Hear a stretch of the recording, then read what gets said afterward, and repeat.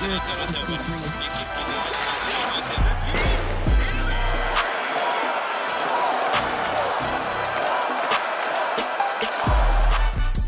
there, and welcome to this week's edition of the Gazette's Hockey Inside Out Show. I'm Stu Cowan of the Gazette, and I'm joined by my regular partners here, former Canadiens teammates and 1986 Stanley Cup champs, Chris Nilan and Rick Green. Well, guys, on last week's show, we talked about how the Canadiens have problems playing defense. That was on display again in the 6-1 loss to the Tampa Bay Lightning at the Bell Center. But Knuckles, how much of that loss is on the goaltenders? Jacob and Samuel Montembeault both continue to struggle badly. Dobis has a 3.15 goals against average, an 887 save percentage. Montembeault, 3.65 goals against average, 857 save percentage. How much of it is defense and how much is the goalies? Well, certainly you got to put some of it on the goaltenders, and no question. You know, I look at those first two goals last night. Come on. The guys are in all alone. Second was a clear breakaway. The first one, he got the edge on Jaden Struble. He got kind of caught a little leaning forward there, and he got beat on the outside. You know, yeah, you want the goaltender to make a save there, but those are really difficult early in the game, and you get one partial breakaway and the other one a clear cut. That's a lot to put on the goalie. Love to see him make the save, but overall, they haven't played well. There's no question, but I've said it last year, the year before. I get it. They were a young team trying to mature, trying to find their way.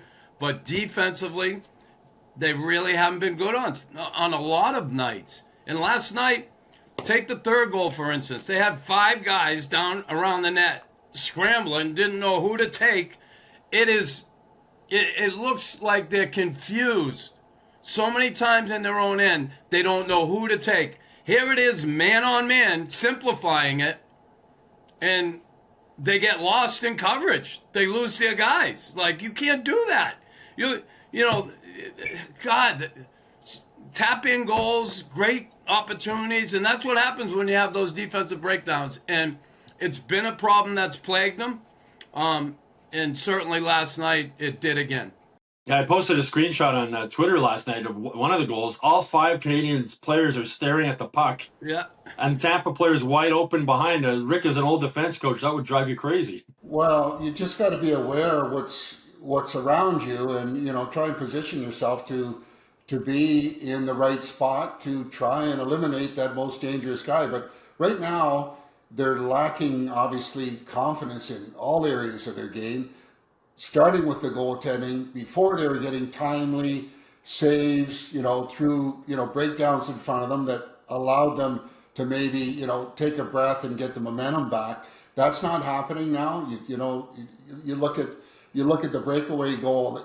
You just, he comes out of the penalty box and the puck is there for him, and he gets that save. It allows them a little bit of time to catch their breath and say, okay, let's settle back down. But overall, you just look at the details of their defensive zone coverages, and it's just not good enough. And you put that together with a goaltender that's really struggling to make some saves that you're hoping and that you were getting before, and it's not happening. Now it's a scramble situation, and everybody doesn't know whether they should move forward or to back up. And it's not a good situation right now. And giving up what they're giving up in critical times in the game is costing them, and they better get it straightened out real quick. And obviously, I'm hoping that the goaltenders can find a way to improve in that department, because if you look around the league, if you don't have a goalie, you don't have much chance to win anything. Yeah, I remember one NHL scout telling me you don't appreciate good goaltending until you don't have it. And, Carey Price isn't here anymore. But, Knuckles, last year we talked about a lot. They played that hybrid sort of defensive system. This year they've made it more simple and gone more to the man-on-man. How do you get confused playing man-on-man defense? Yeah, geez, I don't know. Guys chasing, one goal there last night. They had 2D on one man behind the net. Like, whose man is it? Like, listen, I remember Lemay always used to tell me and tell us that you got to be able to play zone defense. You have to be able to read and react. And I get it. It was easier back then to do that because of the hooking and the holding and all that. But he always said that man-on-man creates selfish hockey. You know, oh, I got my man when there's a goal scored. I have my man. I get that. But they don't even have their men. And that's the thing. They look so confused at times. There's times, listen, they've had some good games where they seem like they did it well. You know, some of that's on the other team, too, not taking advantage of what they're doing. And smart teams, better teams, will take advantage of it. Colorado did. Tampa, yeah, they've struggled, there's no question, but there's a team with a lot of experience on it and some talent, and they exploit that, and they did last night, no question. You know, it's tough to watch. The confusion, and not good. Well, I asked Marty last night after the game, what's he most concerned about? And he said it's the quick goals in periods, either to start the game or second period. We saw it again last night. He pulls Dobish, puts Montembeault in second period, gives up a shot. First shot goes in. Fifth time this season, Montembeault's let in the first shot he's seen. That's got to be demoralizing, deflating. I mean, yeah, there are breakdowns, but Rick, you need your goalie to make a stop once in a while too, right? Well, you feel that you know that something bad is going to happen, and that takes away from your confidence in what you're trying to do in front of them.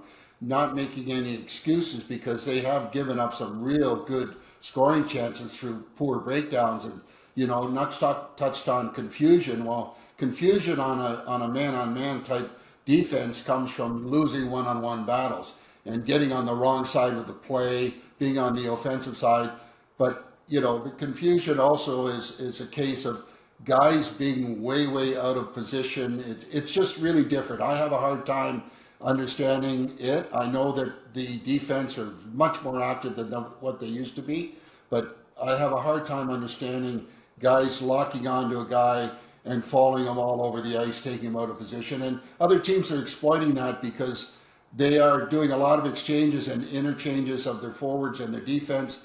And just, as we're seeing, it's a matter of time before there's breakdowns. Guys are leaving their guys alone that they should have.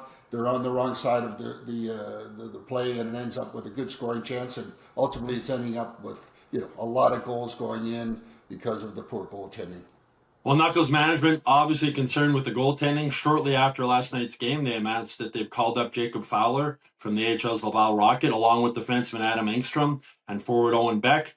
Fowler, a 10-5-0 record in Laval as an AHL rookie, 2.09 goals against average, 919 save percentage, 3 shutouts, 21 years old. I'm sure the Canadiens didn't want to call him up at this point, but I think they basically had no chance. I mean, they got to do something if they want to stay in a playoff race here to get better goaltending. I think they've got the gift of desperation in bringing him up. There's no question. But listen, the kid, he comes with good pedigree.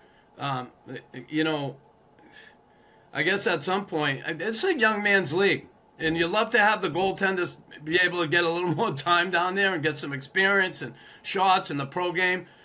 This level, certainly it's different. And then you're coming into a situation with a goaltender who has a lot of potential, and you're putting him into a situation where if he was in it last night, would he have made them 2 saves at the start? Who knows? We don't know. And the only way you're going to know is you got to bring him up here to find out. And, unfortunately, for him, he doesn't get that time down there. He's probably happy as the clam in the sand to come up here and play. There's no question. But we'll see how long that lasts. They have to play well in front of him. Maybe he gives them the timely save. They get some confidence with him in the net. But that's still not going to cure the confusion that they often end up with in their own end. And I don't know. Wingers take the points, stay with the points, let the other 3 guys play man-on-man down low. If your defenseman goes, go with them. And it just seems like they lose guys so much.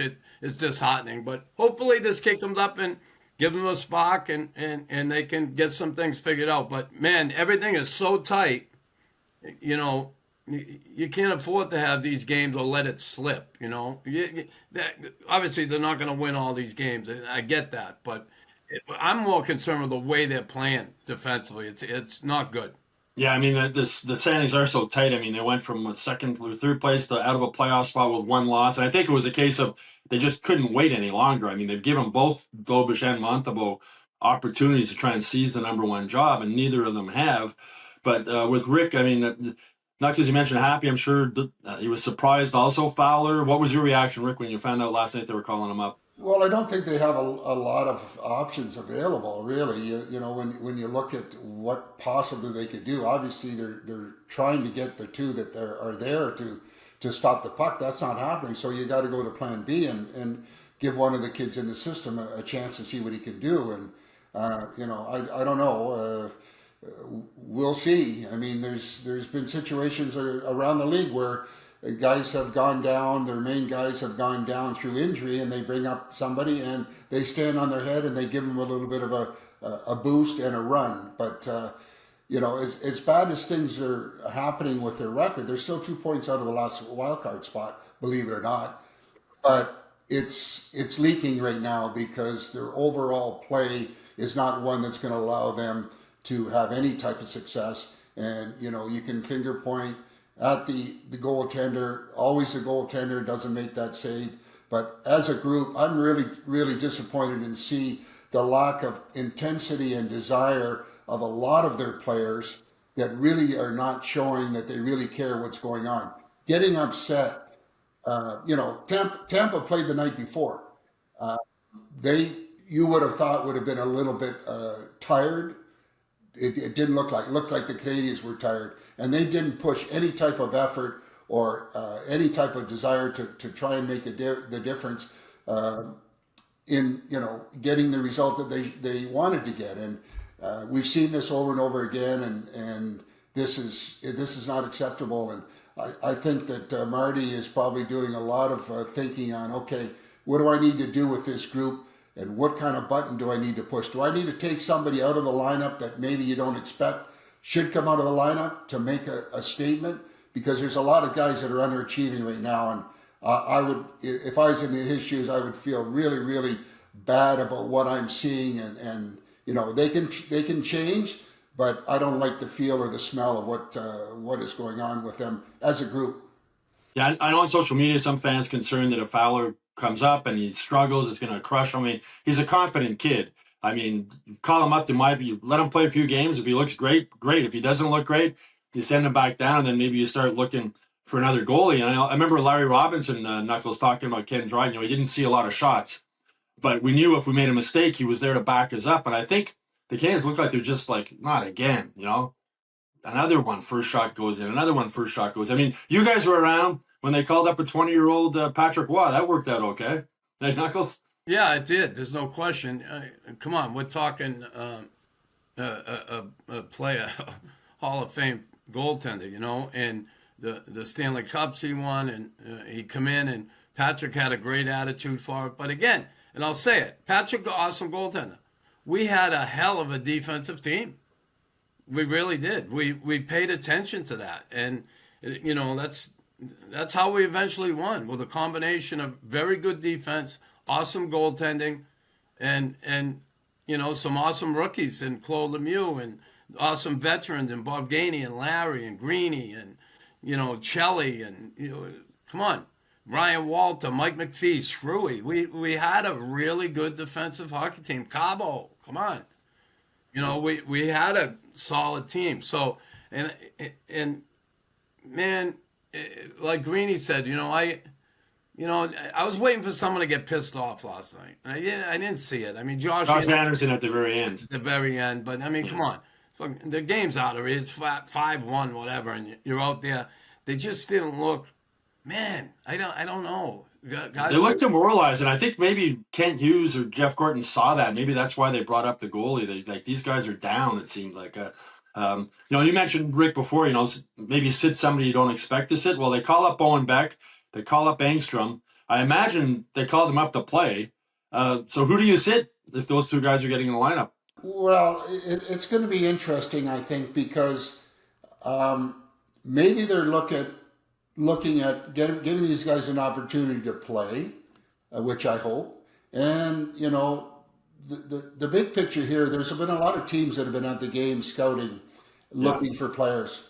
And if you're trying to showcase maybe one of your kids to make a deal to help your hockey club, you have to get them up and playing. And I'm not saying that I know anything more than what we're seeing as far as call-ups go, but let these kids, see what they can do. Maybe they're going to attract some type of attention that might, bring on some kind of possible trade to help the hockey club. And, they're in a little bit of I sense a little bit of a panic mode because you make a move like this, they're obviously not happy with what's going on. So you have to try and reach and try and do some things that maybe is going to make the difference on a given night, which I hope so sooner than later.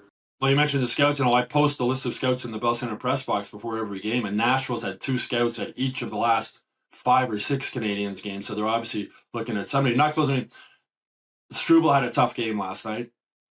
Jack Guys played well, so I'm thinking Struble might be the guy who sits out, and maybe up front Veleno. What do you think?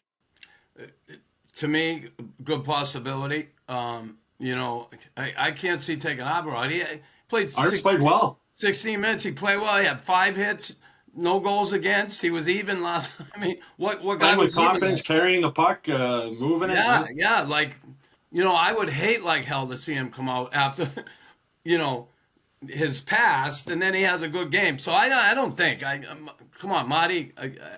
I don't think he's gonna go there. I hope he doesn't. But, no, I think it's Struble. Struble struggled last night. Yeah, he struggled right off the hop, right? And, he has a kid that brings physicality. But, he struggled last night. It was tough one for him. But, again, is this going to be the difference? Engstrom, good puck mover, skater, not overly physical. Owen Beck's been up here before. Yeah. I think when I look at the call-up, I'm not saying those guys won't do well, but the past when they come up, they've been okay. Yeah. So is it going to make a difference? The one that can make a difference, big difference, is the goalie. So, again, it remains to be seen, but we'll see. Well, you mentioned the goalies, Rick. Watching the game last night, I was thinking back to when Marc Bergevin fired goalie coach Stefan Waite during the intermission of a game. And I'm wondering, is Eric Rameau's job maybe in danger? I mean, you look at Primo, and you look at, Dobas struggling, and you look at Montembeault, whatever's happened to him. I don't know how much blame you can put on a goalie coach, but what do you think? There's always that discussion that goes on, and, there's a lot of pressure being felt from all the coaches right down, obviously, to the player. And, when things are continually bad in a lot of areas, you have to seriously consider, okay, why are they so bad? What can we need to do? What do we need to do? And, address it soon. And, that could be in discussions or not. The amazing thing is these guys before were playing so well, we were scratching our head going, where did these guys come from? And then the wheels are come off. And this is the time when you really need somebody to step in and try and the best you can, because obviously as a coach, you can only give them the information and try and direct what you see they're doing or not doing. And, hope they can start to get some bounces going in their favor to build confidence as a player and as a group. Well, Knuckles, we all love Brendan Gallagher, what he's given to this team over the years, but the last 8 games, Gallagher, Josh Anderson, Jake Evans, and Veleno have combined for 1 goal by Evans and 1 assist by Gallagher. They're not going to make the playoffs if these guys don't start producing, right? Yeah, listen, they certainly have struggled. There's no question. And those are your veterans. Those are your leaders, right? Those are the guys that young kids look up to. And, I remember in '86, we had all that infusion of 9 rookies, whatever, right? They come in. I remember I took them in the room and talked to them. I said, listen, here's the deal. It seems like a lot of times everybody's waiting to look to Bob and look to Larry to do it. These guys are a little older now. Yeah, they've won 4 Stanley Cups. They can lead the way. There's no question. But every night we got to wait for them to do it. We boom, young guys, you're going to have a big role here. You got to step in. And they, not because of what I said to him, but I made him think about it. Mm-hmm. I made him think about it. And, boy, we had a great crop of rookies. Serge, had a great draft in picking those players. And they came in and, man, they filled in the gaps.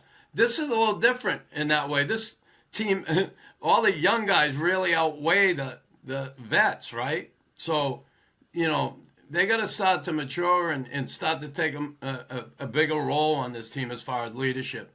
I know Nick has and Cole, the way they played has been awesome. But boy, they need more help than that, Rick and Gallagher's. Sorry, go ahead, Rick. No, I was just going to say secondary scoring. You look around. If you're not getting it, you're in trouble. And not to mention your bottom six guys. The amount of money that these guys are being paid contractually is not exactly peanuts. So it's a high price for your bottom six guys that aren't doing enough for you to find a way for you to have some success. So not a good situation to see those type of numbers going the way they're going with that group. They need more from them. I don't know why that you would think they've been around long enough to understand what they need to do, when they need to do it, but they're not doing it. So Marty is doing a lot of head scratching, going, okay, not just particularly in that area, but in all areas. But that one really stands out as a now that hurts, and we got to find a way to get that better. Well, Knuckles Gallagher's got one more year left on his contract. I mean, like when you played, Knuckles, the effort's always there with him. It was always there with you. When you reach that point near the end and the effort isn't getting you the results, what's going through his mind right now? He's pretty. He's solid kid. He probably realized he's putting heat on himself. He wants to score. He wants to have input. He wants to lead the way. And yeah, he's struggling. And, you get it in your head a little bit. Certainly doesn't help. I know at the end for me. What is he, 32 now, Brendan? Yeah, 32. I knew, 34 that last year, I was scratching my head too. I was struggling. I could feel it. I have fight anybody, but geez, I was just a little bit in my head in the sense that things are getting tougher now. I don't have that same zip I did before. I'm trying, but I'm not getting some of these simple things done that I did before. So, yeah, it's difficult, and I'm sure he struggles with it a little bit. But again, he's a guy. Regardless, he's going to show up. He's going to try his best, and sometimes your best isn't good enough. And he's 33, a lot of miles in that body too. So hopefully for him and for the Canadiens, he can get his game back on track. Anyway, that's it for this week's Hockey Inside Out show. I hope you all enjoyed it out there. The Canadiens hit the road for their next two games, Thursday night in Pittsburgh against the Penguins. Maybe we'll see Jacob Fowler make his NHL debut. And Saturday in New York against the Rangers before returning home to play the Edmonton Oilers Sunday night at the Bell Center. We'll have 3 Hockey Inside Out show bonus episodes coming up over the next few days. So look for those. And Hockey Inside Out is also available now on Spotify and Apple Podcasts. You can find us there also. And if you haven't done so already, please subscribe to the Hockey Inside Out YouTube channel.